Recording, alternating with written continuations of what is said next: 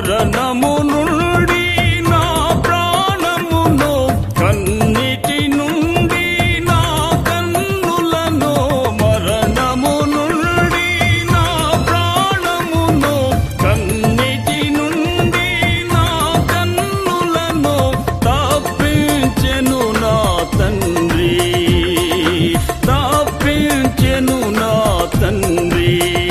ప్రభు నా పాపములను క్షమించెన్, ప్రభు నా నేత్రములను వెలిగించెన్.